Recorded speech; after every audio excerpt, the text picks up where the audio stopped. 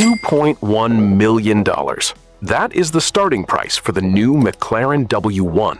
But when Ferrari's new F80 costs nearly double that at $3.7 million, yet obliterates the W1 to 60 miles per hour in a mind-bending 2.1 seconds, you have to ask, is the W1 actually the smarter hypercar buy, or just a heavily nostalgic tribute to the legendary F1 and P1?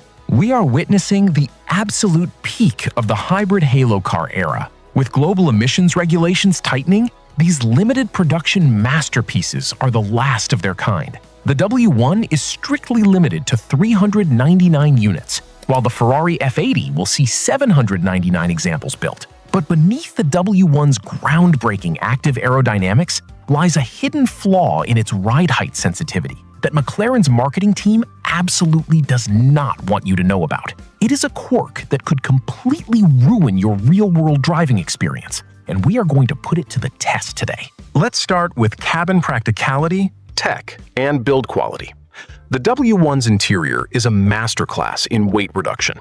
You get a fixed seat driving position with adjustable pedals and steering wheel, wrapped in exposed carbon fiber and premium Alcantara. The infotainment is responsive, but it is clearly an afterthought compared to the sheer mechanical focus of the car.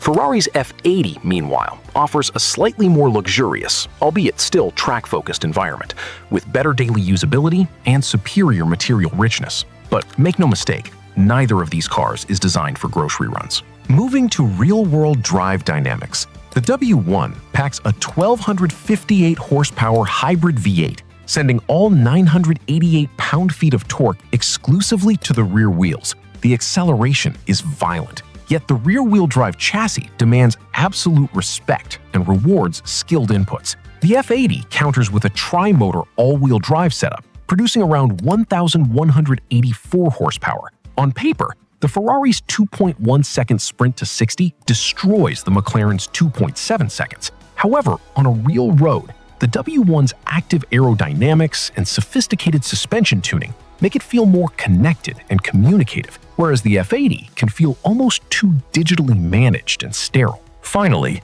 long-term reliability, warranty, and depreciation. This is where the ultra-high net worth collector needs to pay attention. McLaren's previous halo car, the P1, suffered from well-documented hybrid battery degradation and complex electronic gremlins. The W1 aims to fix this, but the long-term real-world data simply is not there yet. Ferrari, on the other hand, has a bulletproof track record of hypercar appreciation. The LaFerrari is now a multi-million-dollar asset. The F80 is almost guaranteed to follow suit, making it the safer financial bet, despite the inevitable six-figure battery replacement costs down the line. Now, let's close that open loop. The hidden flaw? The W1's extreme aerodynamic dependency. To generate its massive downforce, the car sits incredibly low, and the active suspension is so tightly calibrated that on imperfect public roads, it feels brittle and harsh, constantly threatening to bottom out and scrape its carbon fiber undertray.